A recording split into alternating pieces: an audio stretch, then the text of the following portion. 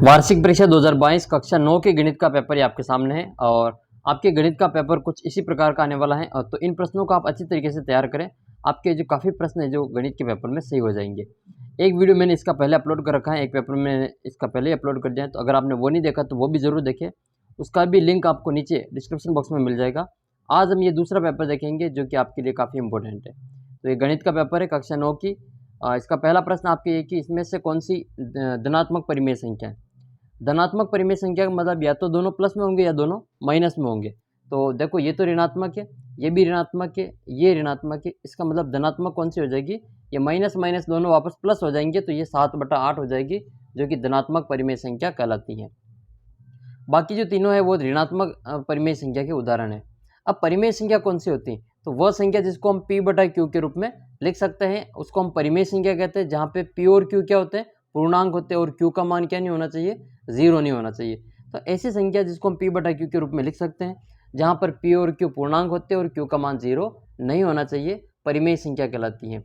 तो जैसे 3/4 एक परिमेय संख्या है, ठीक है, 2/3 एक परिमेय संख्या है, 5 क्या 5 भी एक परिमेय संख्या है, तो हाँ 5 भी एक परिमेय संख्या है, क्योंकि वो 5 को हम 5/1 के रूप में लिख सकते हैं। तो आपको एक प्रश्न का जवाब देना है कमेंट बॉक्स में कि क्या 0 एक परिमेय संख्या है कि नहीं है, क्या 0 एक परिमेय संख्या है। अगर हाँ तो भी इसका उत्तर लिखिए, अगर ना तो भी इसका कारण लिखिए, ठीक है। इसका उत्तर आपको नीचे कमेंट बॉक्स में लिखना है। दूसरा प्रश्न आपके कि इस बहुपद की आपको घात बतानी है। देखो किसी भी बहुपद की घात ज्ञात करने के लिए उसमें जो भी चर हैं उस चर की जो अधिकतम घात होती है, जो सबसे ज़्यादा घात होती है, वह उस बहुपद की घात होती है। तो अधिकतम घात उस बहुपद की घात कहलाती है। तो देखो इसमें चर क्या है, x है, और x की अधिकतम घात कितनी है, यहाँ पे x² यानी कि x की घात 2 है, तो उसकी घात कितनी हो जाएगी, 2 हो जाएगी। तो करेक्ट आंसर हो जाएगा इसका ऑप्शन नंबर सी। अगला क्वेश्चन है, यदि 2x + y = 6 हो तो इसको संतुष्ट करने वाला युग्म कौन सा है। देखो ऐसे सवाल में क्या करना होता है कि आपको कोई भी x का मान रखना होता है यहाँ पे, ठीक है, और y का मान आपको रखना होता है। एक एक ऑप्शन से इसको हम हल कर सकते हैं। जैसे इसका जो यहाँ पे x = 1 रखे तो 2 × 1 प्लस y का मान 2 रखें तो ये तो हो जाएगा 2 + 2 = 4, जो 4 यहाँ पे नहीं आ रहा, इसका मतलब ये तो गलत है। फिर इसका दूसरा वाला देखते हैं, तो 2 × 2 + 1, तो 2 दूनी 4 और 1 कितने हो गए, 5, इसका मतलब ये भी उत्तर नहीं है। फिर हम देखते हैं इसका सी वाला ऑप्शन, तो 2 × 2 2x × 2 प्लस y का मान भी 2, तो 2 दूनी 4 + 2 = 6, इसका मतलब सी वाला उत्तर अपना सही हो जाएगा। तो करेक्ट आंसर इसका सी। संतुष्ट करने का मतलब ये है कि x और y का मान यहाँ पे रखने पर इसका उत्तर 6 आना चाहिए। आपके परीक्षा में संख्या चेंज करके कोई दूसरा दे सकते हैं, तो इसी प्रकार से आपको हल कर लेना है, एक एक ऑप्शन उसको चेक करके हल कर लेना है। अगला क्वेश्चन आपके लिए कि आपको एक प्रश्न का उत्तर कमेंट करना है कि मूल बिंदु के निर्देशांक क्या होते हैं। मूल बिंदु के निर्देशांक आपको नीचे कमेंट बॉक्स में लिखना है। अगर आपके परीक्षा में आएगा तो 1 नंबर आपके पक्का हो जाएगा। अगला प्रश्न आपके चौथा कि यदि किसी त्रिभुज के 2 कोण दे रखे हैं आपके 30 और 90 डिग्री, तो तीसरा कोण ज्ञात करना है। देखो त्रिभुज के तीनों कोणों का योग कितना होता है, 180 डिग्री होता है। तो तीसरा कोण ज्ञात करने के लिए इन दोनों को जोड़ के 180 में से घटा देना। इनकी जोड़ कितनी हो जाएगी, 120 हो जाएगी। तो 180 में से 120 को घटा देना, कितना आंसर आ जाएगा, 60 डिग्री। वैसे भी दो कोण, अगर एक कोण 90 का एक 30 का, तो तीसरा कितने का हो जाएगा, 60 डिग्री का हो जाएगा। सी वाला उत्तर अपना सही हो जाएगा।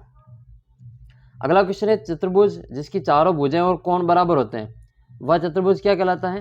तो जिसकी चारों कोण और चारों भुजाएं बराबर होती है उसको हम वर्ग कहते हैं। देखो कोई भी चतुर्भुज जिसके अगर चारों भुजाएं और चारों कोण इसके बराबर है, इसका मतलब ये वर्ग कहलाता है। ये एक ए बी और ये सी और डी एक वर्ग है।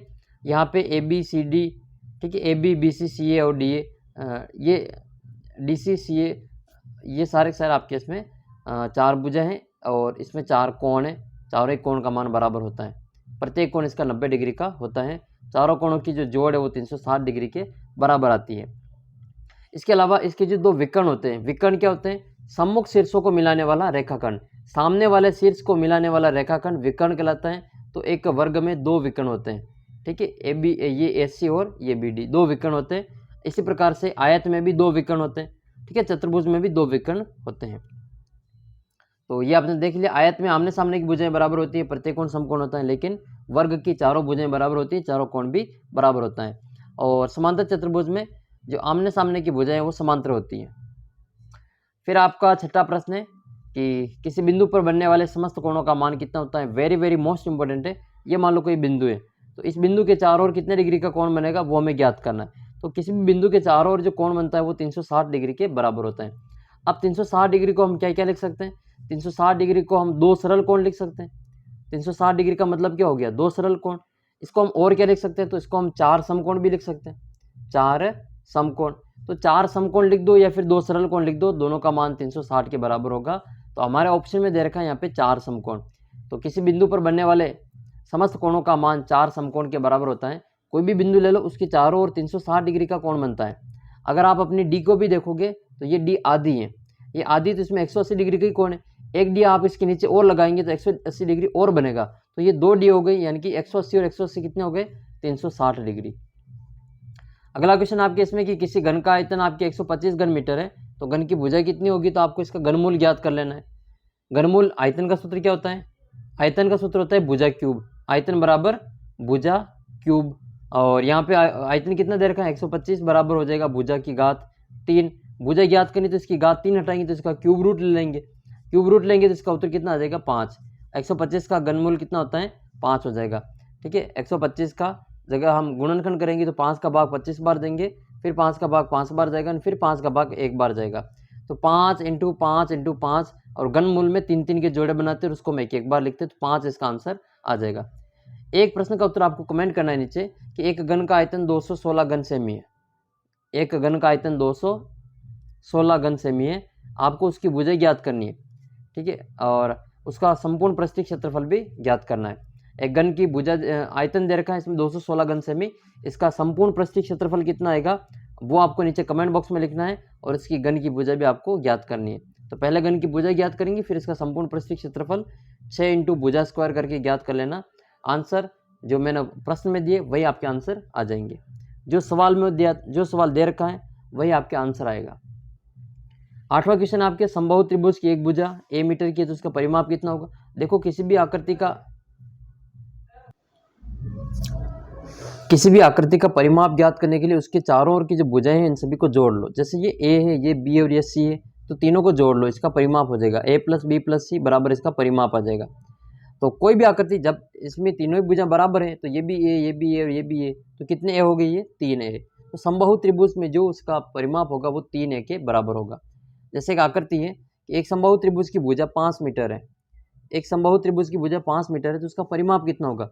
तो 5, 5 और 5, तो 5, 10 और 5, 15 मीटर। कितना हो जाएगा? 15 मीटर। तो इसका उत्तर कितना आ जाएगा? 15 मीटर। जिस समबाहु त्रिभुज की भुजा 5 मीटर है उसका परिमाप 15 मीटर के बराबर हो जाएगा।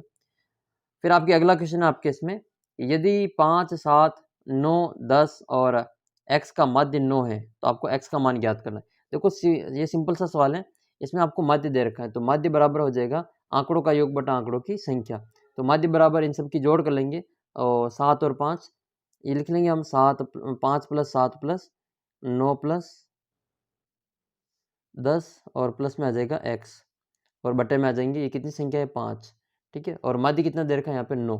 तो ये तो आ जाएगा 9 बराबर, इनकी जोड़ कर लेते हैं, 7 और 5 12, 12 और 9 21, 21 और 10 31। तो यहाँ पे आ जाएगा 31 + x और बटे में आ जाएगा 5, और फिर हम 5 का इधर गुणा कर लेंगे तो कितना हो जाएगा? ठीक है, 9 × 5 = 45, तो 45 बराबर 30 + x, तो यह आ जाएगा 45 बराबर 31 + x। इस 31 को इधर ले आओ तो ये माइनस में हो जाएगा, तो 45 - 31 बराबर x। 45 में से 31 को घटा दो तो कितने बच जाएंगे? 14। तो 5 में से 4 गए तो 1, और 4 में से 3 गए तो 1, तो x का मान कितना आ गया? 14। देखो 14 कौन से ऑप्शन में आपको दिखाई दे रहे हैं? पहले ऑप्शन आपका सही हो जाएगा 14, और ये आपका जिसमें x का मान आ जाएगा। फिर आपका यदि विचर का बंटन ये हो तो विचर 5 की जो चर दे रखा है ये, तो 4 की आपको यहाँ पे 5 की बारंबारता बतानी। तो 5 कितनी बार आ रहा है? देखो 1, 2 और 3, तो 5 की जो विचर की जो 5 है उसकी बारंबारता कितनी हो जाएगी? 3। अगर इसी आंकड़े में से आपको बहुलक पूछे तो भी आपका आंसर कितना आ जाएगा? 5 ही आएगा। बहुलक का मतलब जो सबसे ज़्यादा बार आता है वह अपना बहुलक कहलाता है। फिर आपको एक समीकरण दे रखी होगी, इसमें एक x का मान या फिर y का मान दे रखा होगा, और उसका आपको दूसरे का मान ज्ञात करना है। इस समीकरण में आपको x बराबर 5 लिखना है और y का मान ज्ञात करना है। सबसे आसान है ये। यहाँ पे x की जगह पे कितना लिखेंगे, 5 लिख देंगे। तो इसमें लिख रहे हैं हम x बराबर 5, तो 3 × 5 माइनस 2y बराबर 0। तो ये कितने हो गए, तीनों पंजे 15 और माइनस के 2y। इस माइनस के 2y को, अच्छा प्लस में 7 भी हैं और प्लस में 7, तो ये प्लस के 7। तो ये 7 और 15 कितने हो गए, 22। 7 और 15 22 हो गए। तो 22 माइनस 2y बराबर 0। तो यहाँ पे आ जाएगा 22 माइनस 2y बराबर 0। माइनस के 2y इधर आएंगे तो प्लस के 2y, तो 22 बराबर 2y। 22 के बराबर में कितने आ जाएंगे, 2y। y का मान ज्ञात करना, तो 2 का 22 में भाग दे दो। 2 का 22 में कितनी बार भाग जाएगा, ये 11 बार जाएगा। तो देखो x, ये y का मान कितना आ गया आपके पास में, 11 आ गया। और यहाँ पे y का मान ये 3 × 5 माइनस 2 × 11 प्लस 5 करके देख लेना, इसका उत्तर कितना आएगा, 0 ही आएगा। अगला क्वेश्चन इसके अथवा वाला, ये भी हम देख लेते हैं कि x का मान 2 है तो y का मान ज्ञात करो। तो यहाँ पे x की जगह पे लिख लो 2 माइनस y बराबर 0। या माइनस के y इधर आएगा तो प्लस का y, तो y का मान भी कितना हो जाएगा, 2। कि 2 में से 2 घटाते हैं तभी तो 0 आता है। तो x का मान भी 2 और y का मान भी 2 आ जाएगा। फिर आपके इंपॉर्टेंट क्वेश्चन है ये, दो पूरक कोण आपस में समान है तो प्रत्येक का मान ज्ञात कीजिए। पूरक कोण किसे कहते हैं, ये पूरक कोण की परिभाषा भी देख लेते हैं इसमें। पूरक कोण का मतलब दो कोण जिनकी जोड़ कितनी हो, 90 डिग्री। ऐसे दो कोण जिनकी जोड़ने पर 90 डिग्री आते हैं उनको हम पूरक कोण कहते हैं। ऐसे दो कोण का मान बताना जो दोनों बराबर है और जोड़ने पे 90 आ जाए, तो वो क्या हो जाएंगे, वो आपस में 45 हो जाएंगे। एक x है तो दूसरा भी क्या हो जाएगा, x ही होगा, बराबर इसके। तो x और x कितने हो गए, 2x हो जाएंगे। और जिनकी जोड़ कितनी आएगी, 90 आएगी। तो 2x हो जाएंगे, ये 2x बराबर 90। तो x का मान हो जाएगा 90/2। 90 में 2 का भाग देंगे तो 45 इसका आंसर आएगा। तो वो कोण कितने का आएगा, 45 डिग्री का आएगा। अच्छा, आपको ऐसे दो समपूरक कोण बताने जो आपस में बराबर है। ऐसे दो समपूरक कोण का माप बताना है जो आपस में बराबर है। समपूरक का मतलब जोड़ने पर 180 डिग्री आता है। फिर आपके चौथा सवाल मोस्ट इंपोर्टेंट है। ऐसा सवाल आपके फिक्स आएगा तो आप इसको रट लेना अच्छी तरीके से, समझ लेना इसको, रटना तो मत। देखो गणित में रटा नहीं जाता, उसको समझा जाता है। अगर आप गणित समझ लेते हो तो आपके गणित में काफ़ी सी जो आसानी हो जाएगी। और यहाँ पे आपको 10th की जो मैथ्स है वो बिल्कुल फ्री करवाई जाएगी। अगर आप इस चैनल पर पहली बार आए तो चैनल को सब्सक्राइब जरूर कर लेना, क्योंकि आपकी 10वीं में आपको ट्यूशन की आवश्यकता नहीं होगी, ये मेरी गारंटी है। यहाँ पे आपको इसी प्रकार के जो वीडियो यहाँ पे मिलते रहेंगे। आपका पूरा कोर्स फ्री ऑफ कॉस्ट में करवा दिया जाएगा, तो आप चैनल को सब्सक्राइब कर लेना। चौथा क्वेश्चन आपके इसमें कि दी गई आकृति में कोण x का मान ज्ञात करना है। तो ये कोण x का मान, देखो एक सरल रेखा है और सरल रेखा पे कितने भी कोण बना लो, सभी की जोड़ 180 डिग्री के बराबर होती है। तो इन तीनों कोणों को जोड़ लेंगे तो इनकी जोड़ कितनी हो जाएगी, 180 डिग्री। तो ये हो जाएगा x + 80 + 50 बराबर में आएगा 180। और देखो 80 और 50 जुड़ जाएंगे, कितने हो जाएंगे ये, 8 और 5 13, यानी कि 130 डिग्री। तो x + 130 डिग्री बराबर हो जाएगा 180 डिग्री। हमें x का मान ज्ञात करना है। तो देखो इस 130 को यहाँ से हटा लो और इधर ले आओ। 130 ये प्लस के इधर आएंगे तो माइनस के। तो 180 में से 130 को घटाओ, कितने बचेंगे, 50 डिग्री। तो बताओ x बराबर कितना आ जाएगा, 180 - 130। तो x का मान कितना आ जाएगा, 50 डिग्री। तो करेक्ट आंसर हो जाएगा इसका x बराबर 50 डिग्री। तो ये आपको यहाँ पे कर देना है। फिर आपका एक त्रिभुज दे रखा है, जिसमें त्रिभुज में कोण b बराबर 60 डिग्री और कोण c बराबर 40 डिग्री है। आपको कोण a का मान ज्ञात करना है। वही त्रिभुज, वही सूत्र आपको कि तीनों कोणों की जो जोड़ है, कोण a + कोण b + कोण c, ठीक है, इनकी जोड़ कितनी होती है, 180 डिग्री। इन दोनों को जोड़ लो, कितने आ जाएंगे, यहाँ पे मान लिख लो, कोण a प्लस ये 60 + 40 बराबर 180। 60 और 40 100 हो जाएंगे, ठीक है। तो कोण a बराबर, या कोण a + 100 बराबर 180। 100 को इधर ले आओ, माइनस में हो जाएंगे। तो कोण a बराबर 180 - 100। 180 में से 100 घटा लो, कितना आंसर आ जाएगा, तो कोण a का मान आ जाएगा आपके 80 डिग्री।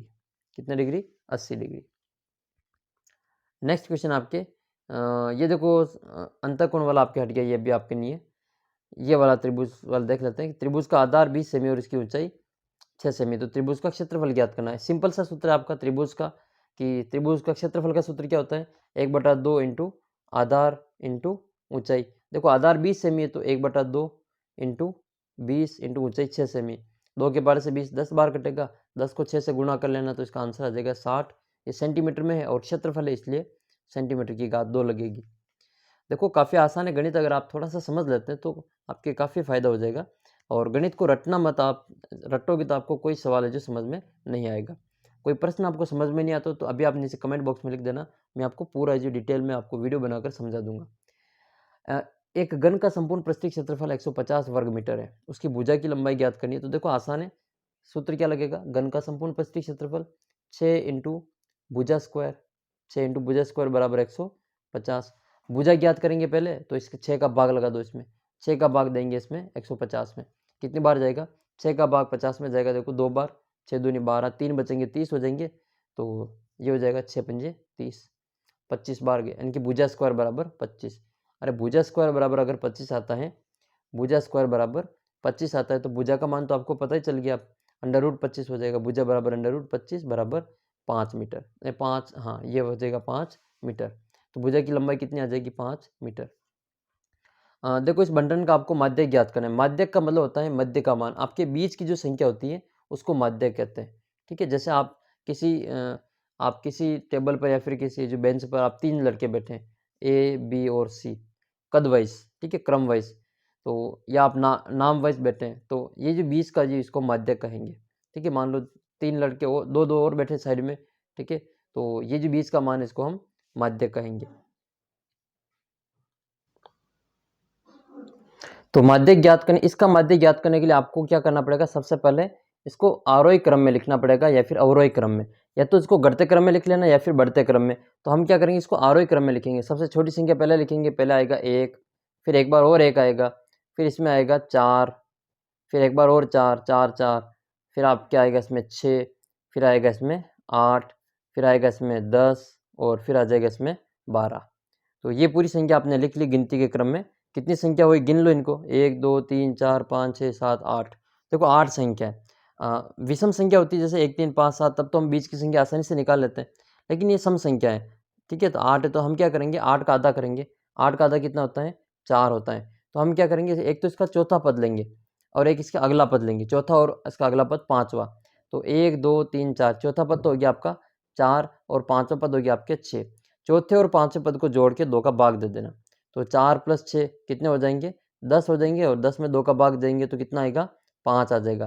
तो इसका जो मध्य का मान है 6 और 4 का, वो 5 आएगा। तो माध्य कितना हो जाएगा, 5।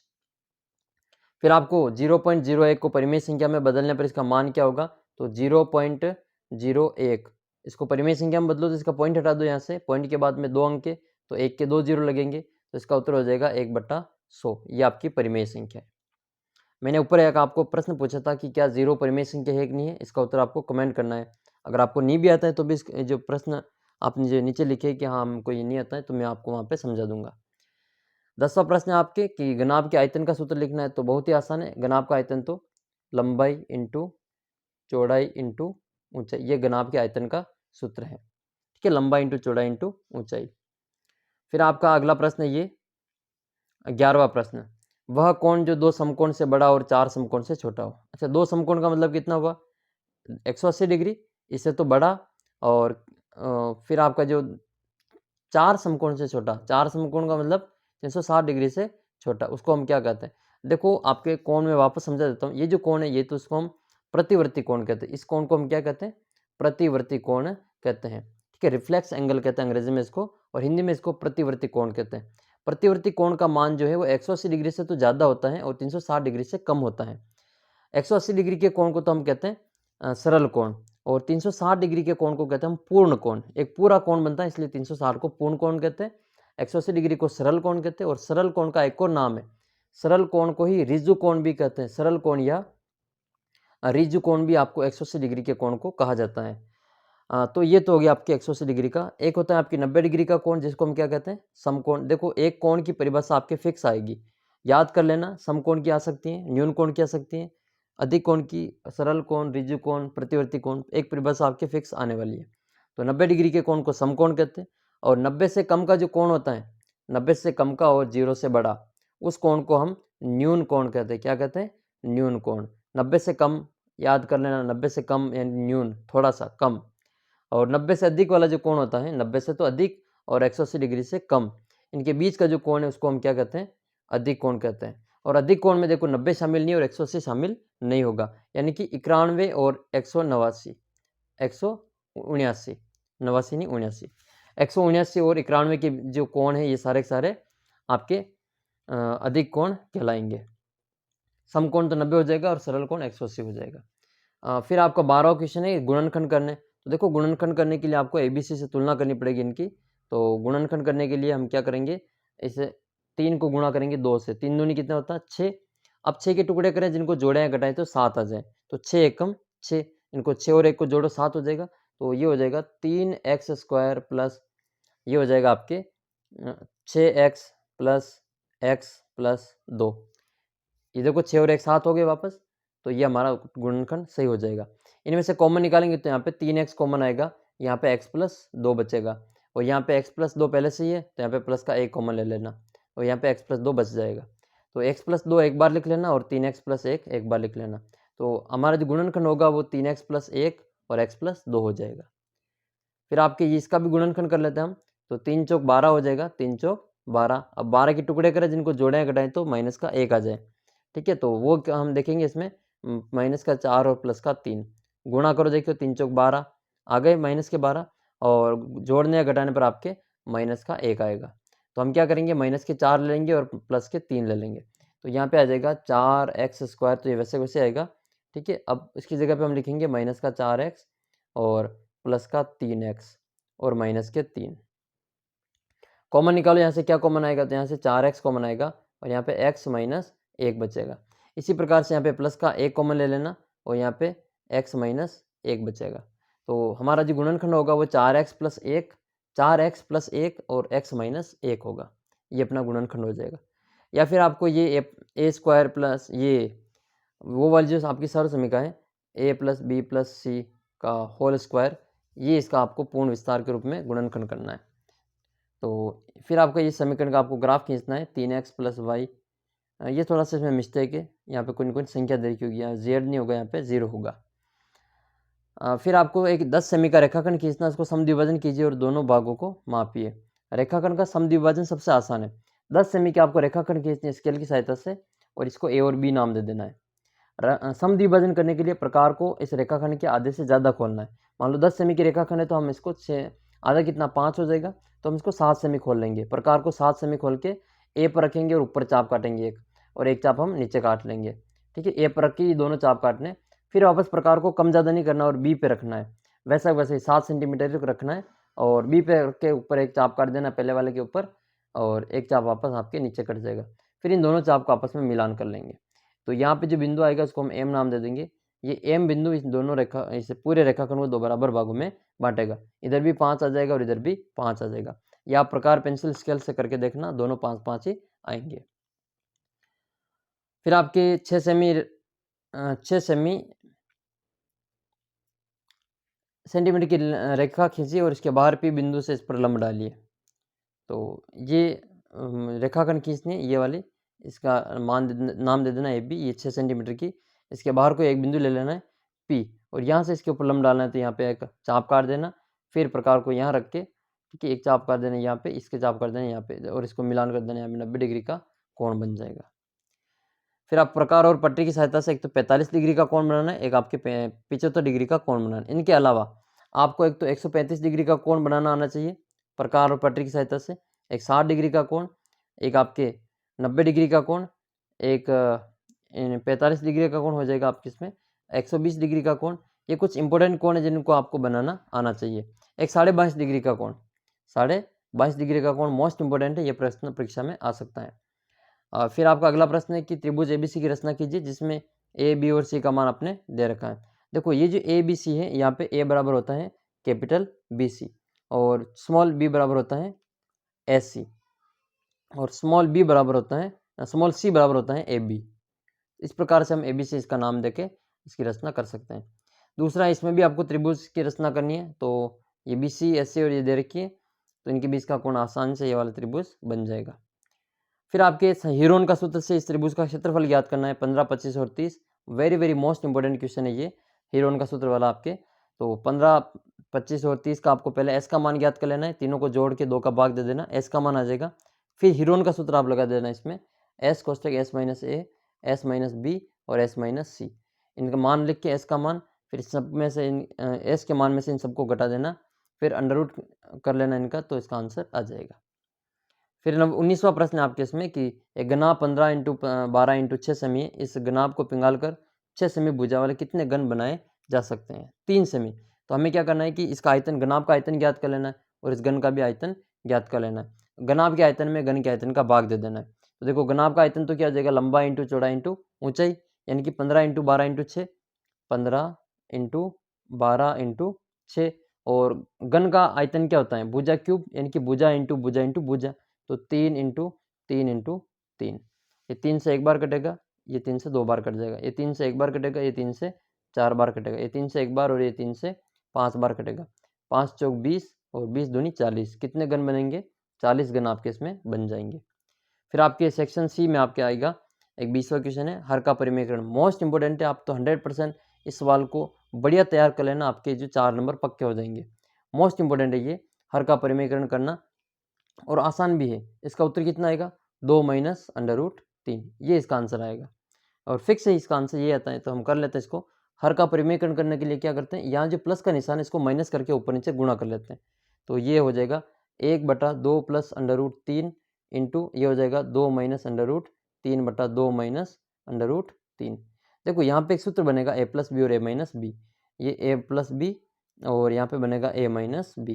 तो ये सूत्र, इसको हम क्या लिख सकते हैं, ए स्क्वायर माइनस बी स्क्वायर। ए का मान 2 और बी का मान अंडर रूट 3 है।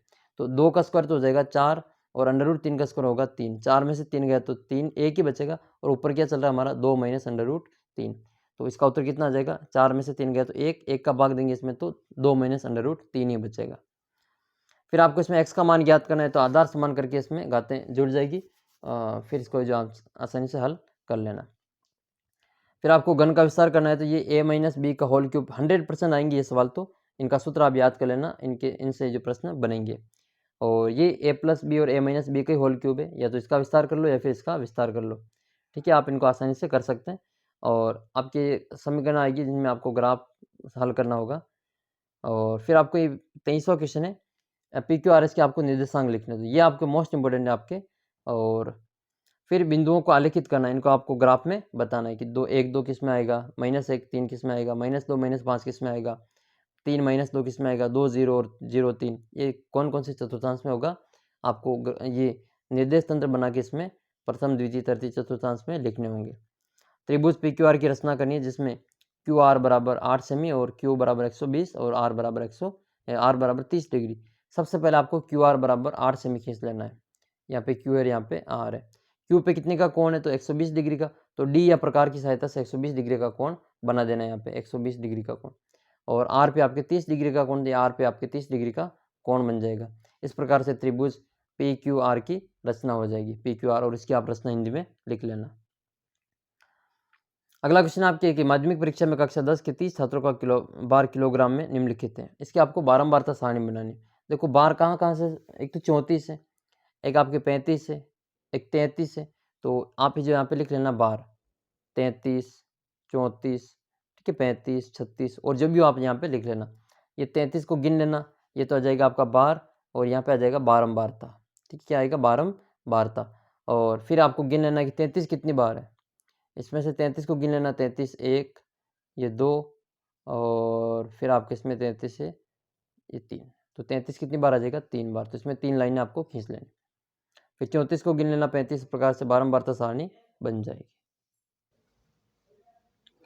या फिर आपके एक बारंबारता सारणी का आयत चित्र आएगा जो आपको बनाना होगा। तो बारंबारता से एक तरफ वर्ग ले लेना, नीचे तो आपके वर्ग आ जाएगा, ये x अक्ष है, और y अक्ष पे आपके बारंबारता आ जाएगी। तो वर्ग कहाँ से कहाँ तक लेना, 0 से शुरू हो रहा है, तो ये 0 5, ठीक है, 10 15 20 25, ये 0 से 5 वाला। इधर संख्या आ जाएगी आपके, अधिकतम कितनी है 18, तो 20 ले लेना। ठीक है, तो ये 2 ले लेना, यहाँ पे 4 ले लेना, यहाँ पे 6 8 10, इस प्रकार से 20 तक ले लेना, या 5 10 15 20 25 भी ले सकते हैं। तो ये ले लेना। फिर आपके 0 से 5 कितना है 18, तो आपको ये 18 तक है जिसमें ले जाना है।